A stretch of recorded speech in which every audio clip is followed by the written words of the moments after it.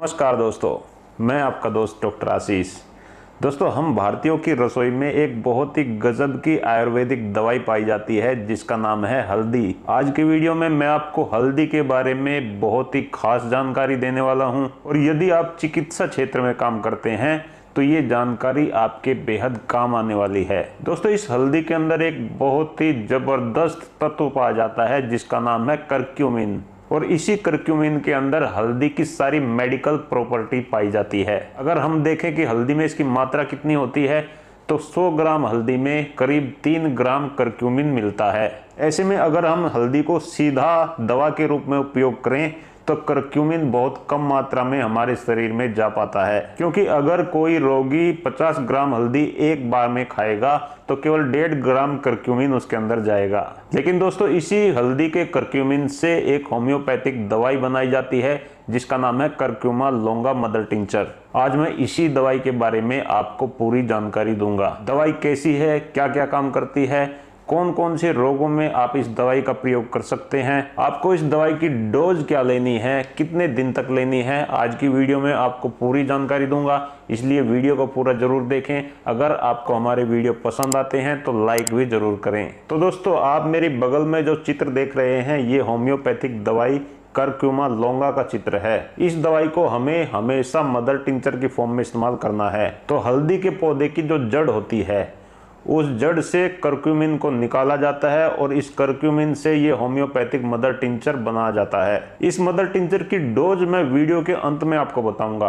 तो सबसे पहले जान लेते हैं कि अगर आप इस होम्योपैथिक मदर टिंचर को अपने पेशेंट को देते हैं तो किन किन रोगों में उसे लाभ मिलेगा।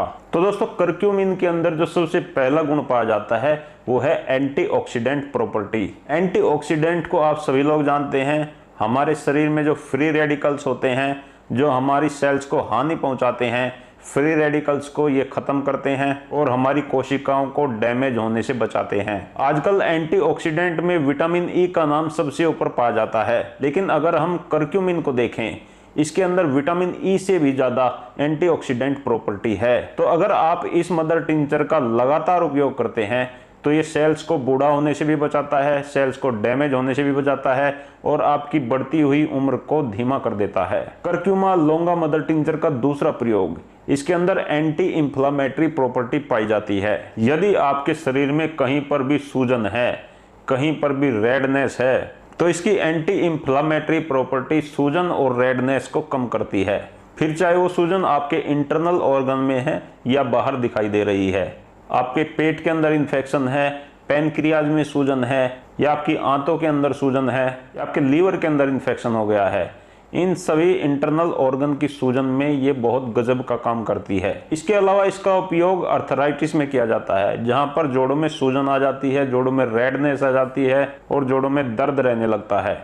ऐसी कंडीशन में भी करक्यूमा लोंगा का प्रयोग करने से काफी लाभ देखा गया है। नंबर 3, इस दवाई के अंदर एंटी कार्सिजेनिक प्रॉपर्टी पाई जाती है, यानी कि ये कैंसर होने के रिस्क को कम करती है।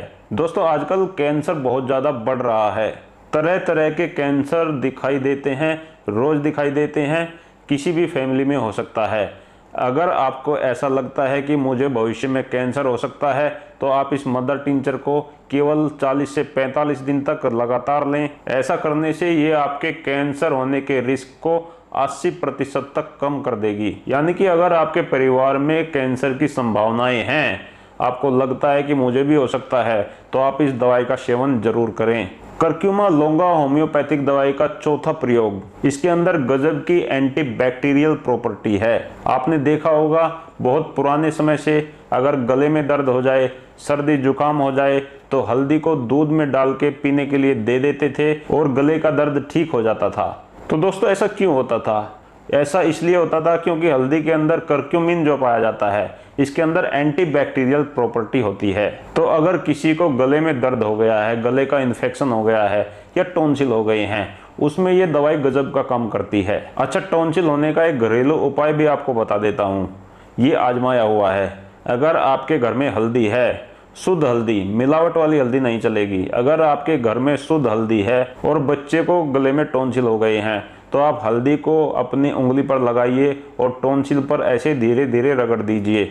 ऐसा आप 2-3 बार कर दें।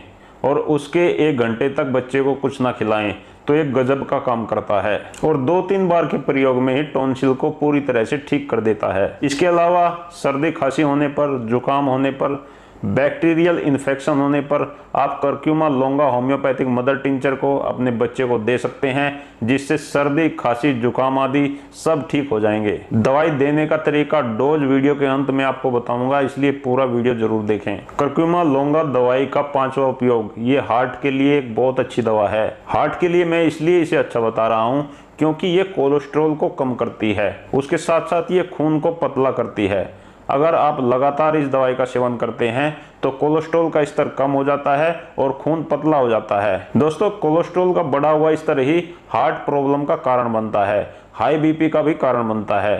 तो कोलेस्ट्रॉल जब कम हो जाएगा तो हाई बीपी की समस्या और हार्ट की समस्या अपने आप ही ठीक हो जाएगी। करक्यूमा लोंगा दवाई का 6वां उपयोग, दोस्तों ये एंटी डिप्रेशन मेडिसिन है। हमारी बॉडी में BDNF नाम का एक प्रोटीन होता है, जब ये हमारी बॉडी में कम हो जाता है तो इससे व्यक्ति डिप्रेशन में चला जाता है, उसका मूड खराब रहने लगता है।